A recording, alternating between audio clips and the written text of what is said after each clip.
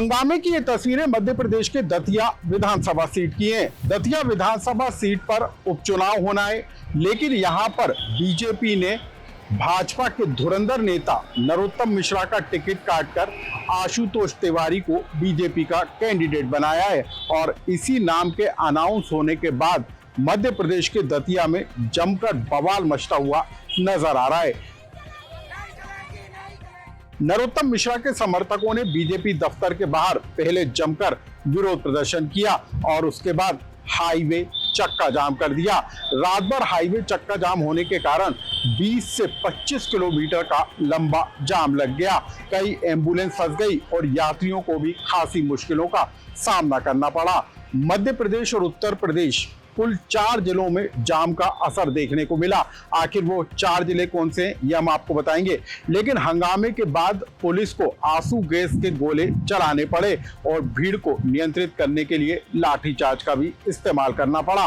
और दतिया में इस पूरे घटनाक्रम के बाद कैसे बवाल मचा हुआ है, इसकी पूरी कहानी हम आपको बताएंगे। साथ ही हम आपको बताएंगे कि आखिर दतिया विधानसभा सीट पर मजबूत कैंडिडेट माने जाने वाले नरोत्तम मिश्रा का टिकट आखिर क्यों और कैसे काटा गया, नरोत्तम की जगह आशुतोष तिवारी का नाम कैसे फाइनल किया गया, कैसे बीजेपी के अंदर भोपाल से लेकर दिल्ली तक हलचल हुई और उसके बाद एन मौके पर नरोत्तम मिश्रा का टिकट काट दिया गया।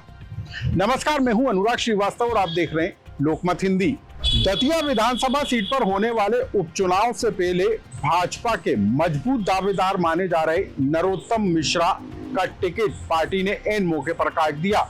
नरोत्तम मिश्रा जो बीते 4 महीने से दतिया विधानसभा सीट पर पसीना बहा रहे थे, कार्यकर्ताओं से मुलाकात कर रहे थे, डोर टू डोर जाकर जनसंपर्क कर रहे थे, सभाएं भी लेने लगे थे और एक तरीके से नरोत्तम मिश्रा ये बताने की कोशिश में थे कि 2023 का विधानसभा चुनाव भले ही वो हार गए हो, लेकिन कम बैक की उनकी पूरी तैयारी है।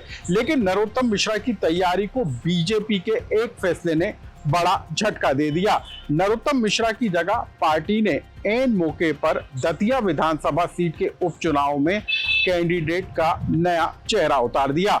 ये चेहरा मध्य प्रदेश में बीजेपी से जुड़े नेता आशुतोष तिवारी का था, जो दतिया से ही आते हैं, संगठन में मजबूत पकड़ रखते हैं, लेकिन नरोत्तम जैसे मजबूत नेता का नाम काटकर आशुतोष तिवारी का नाम अनाउंस करने को लेकर पार्टी ने चौंका दिया और इसी फैसले के बाद मध्य प्रदेश के दतिया में जमकर बवाल मचता हुआ नजर आया। नरोत्तम के समर्थक कार्यकर्ताओं ने एक के बाद इस्तीफे देने शुरू कर दिए। जिला अध्यक्ष से लेकर सभी पार्षदों ने सामूहिक तौर पर इस्तीफे देकर अपनी नाराजगी जाहिर कर दी। सिर्फ इतना ही नहीं, बीजेपी के दतिया दफ्तर के बाहर भी जमकर विरोध प्रदर्शन हुआ। सिर्फ इतना ही नहीं, समर्थकों ने हाईवे जाम कर दिया और इसकी वजह से मध्य प्रदेश के 3 जिले ग्वालियर, दतिया, शिवपुरी और उत्तर प्रदेश के झांसी से लगा हुआ हाईवे पूरी तरीके से जाम हो गया।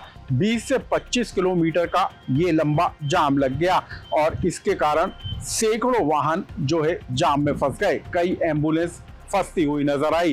रात भर लोग परेशानी का सामना करते हुए नजर आए। देर रात को एक्टिव हुए जिला प्रशासन की टीम ने जो है बल का प्रयोग करना शुरू किया। आंसू गैस के गोले दागे गए, लाठीचार्ज किया गया और तब नरोत्तम के समर्थकों ने पथराव शुरू कर दिया।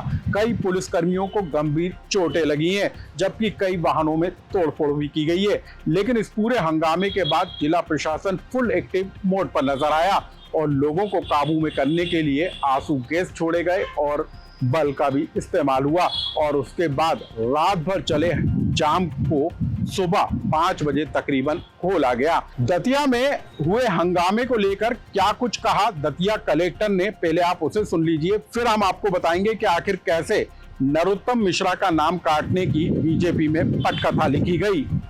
4 बजे फिर से एक बार फोर्स बुला के उनको समझाने का प्रयास किया, नहीं समझे। उसके बाद वहाँ से पथराव चालू हुए। हमारे यहाँ से फिर हमने आंसू गैस छोड़े गए ताकि लोगों को पुश किया जा सके। उसके बाद सभी के सभी कार्यकर्ता कार्यालय में चले गए और वहाँ से फिर से पथराव चालू हुआ। पथराव में हमारे 8 जवान को काफ़ी गंभीर चोट आई। उसके साथ साथ एसडीओपी का हाथ में बड़ी चोट आई है, एसपी साहब एएसपी साहब दोनों को चोटें आई है। उसके साथ साथ हमें भी सिर पे लगी थी, लेकिन हेलमेट ज़रूर था। तो सभी को बहुत सारी चोटें आई है, गाड़ियाँ उल्टी कर दी गई, कांचे फोड़े गए, लगभग पुलिस की 3-4 गाड़ियों के कांच फोड़े गए, ट्रकों के कांच फोड़े गए। तो बहुत सारी हिंसा हुई है, लेकिन इन सब में हमारे दतिया प्रशासन पुलिस की तरफ से कोई भी लाठीचार्ज नहीं किया गया, पथराव नहीं किया गया, क्योंकि सभी मीडिया उपस्थित थी, तो सभी ने वीडियोग्राफी लगातार चल रही थी। बहुत ही शांतिपूर्वक तरीके से प्रयास किया गया और नहीं समझे उसके बाद ही हम लोगों ने आंसू गैस चलाए हैं। अब आप जान लीजिए कि आखिर नरोत्तम मिश्रा जो मजबूत दावेदार माने जा रहे थे, उनका टिकट अचानक काट क्यों दिया गया और इसके पीछे कौन सी बड़ी वजह निकल कर सामने आई है।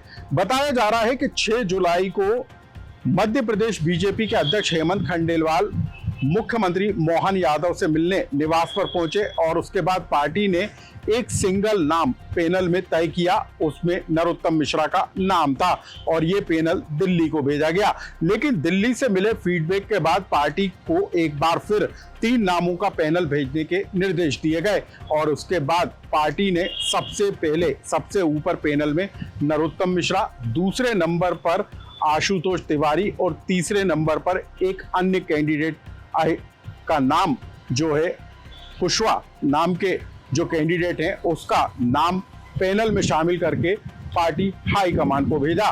लेकिन वहां से पार्टी की तरफ से जो फीडबैक निकल कर आया उसमें यह तय किया गया कि जो नरोत्तम मिश्रा हैं उसको लेकर, उनके नाम को लेकर एंटी इनकम्बेंसी है और यही वजह रही कि नरोत्तम मिश्रा और उनके बेटे सुकर्ण मिश्रा को लेकर भी पार्टी का फीडबैक गलत आया और इसके बाद पार्टी ने पार्टी के सर्वे के आधार पर पार्टी के हाई कमान के निर्देश के बाद आशुतोष पुरोहित का नाम फाइनल किया।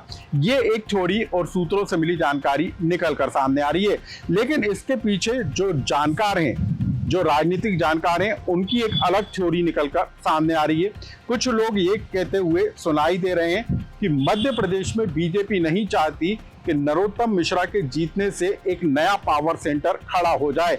मुख्यमंत्री मोहन यादव का इसमें एक बड़ा रोल बताया जा रहा है। बताया जा रहा है कि मुख्यमंत्री मोहन यादव की अनुशंसा के बाद ही पार्टी ने आशुतोष तिवारी का नाम फाइनल किया है। तो सवाल इस बात को लेकर है कि क्या वाकई में नरोत्तम मिश्रा के हार के सर्वे के आधार पर पार्टी ने नरोत्तम का टिकट काटा है या फिर मध्य प्रदेश बीजेपी किसी नए पावर सेंटर को खड़ा नहीं होने देना चाहती, इसी वजह से नरोत्तम का नाम काटा गया है। वजह कुछ भी हो, लेकिन यह साफ तौर पर होता हुआ नजर आ रहा है कि भोपाल से लेकर दिल्ली तक नरोत्तम मिश्रा के नाम को लेकर विरोध था और उसके बाद पार्टी ने संगठन से जुड़े एक नए चेहरे को आगे बढ़ाने का एक बड़ा संदेश दिया, क्योंकि पार्टी इस एक नाम के जरिए कई बड़े संदेश देती हुई नजर आ रही थी। एक संदेश पार्टी के उन सीनियर नेताओं को था जो पार्टी में अपना खासा प्रभुत्व जो है मानकर चलते हैं, उनके लिए पार्टी की तरफ से एक बड़ा संदेश निकल कर सामने आया है। दूसरा बड़ा संदेश पार्टी ने यह भी देने की कोशिश की है कि पार्टी के अंदर अब दूसरी पंक्ति के लोग यानी सेकंड लाइन के लोगों को जो है आगे बढ़ाया जा रहा है और यही संदेश इस उपचुनाव के जरिए पार्टी देने की कोशिश में नजर आई है। मध्य प्रदेश बीजेपी ने आशुतोष तिवारी का नाम फाइनल किया है जो ब्राह्मण चेहरा है और ऐसे में जब दतिया विधानसभा सीट पर ब्राह्मण जो समाज है वो निर्णायक भूमिका में होता है, ऐसे में नरोत्तम मिश्रा ब्राह्मण चेहरे को हटाते हुए पार्टी ने आशुतोष तिवारी का नाम ऐलान करके कई तरह के सियासी संदेश देने की कोशिश की है, जिसको समझना बिल्कुल आसान होता हुआ नजर आ रहा है। बहरहाल दतिया में नरोत्तम मिश्रा का नाम काटे जाने के बाद नरोत्तम के सियासी कद पर भी बड़ा असर पड़ता हुआ नजर आ रहा है और उनके अब राजनीतिक भविष्य पर भी सवाल उठते हुए नजर आ रहे हैं। एक तरीके से प्रश्न चिन्ह लगता हुआ नजर आ रहा है कि क्या अब नरोत्तम मिश्रा मूल राजनीति की भूमिका में वापस लौट पाएंगे या फिर अब वो भी मार्गदर्शक मंडल की भूमिका में दिखाई देंगे। बहरहाल दतिया विधानसभा सीट का उपचुनाव बेहद दिलचस्प हो चुका है और इस पूरे मामले को लेकर बीजेपी के अंदर जो सबसे बड़ा बवाल मचा है उसको लेकर तरह तरह की कहानियां निकलकर जरूर सामने आ रही हैं, लेकिन सवाल इस बात को लेकर है कि अनुशासन वाली पार्टी कही जाने वाली बीजेपी के अंदर इतने बड़े पैमाने पर उठने वाले विरोध के सुर के बाद क्या पार्टी वाकई में अनुशासनहीनता के मामले में कोई कार्रवाई करेगी? क्या नरोत्तम मिश्रा भी उस अनुशासनहीनता के दायरे में आएंगे, या फिर दतिया विधानसभा सीट के उपचुनाव में बीजेपी को ये डैमेज कंट्रोल करना मुश्किल साबित होगा? दतिया विधानसभा सीट के उपचुनाव से जुड़ा यदि आपका कोई सुझाव या कमेंट्स हो तो हमें कमेंट्स बॉक्स में लिखकर जरूर बताएं।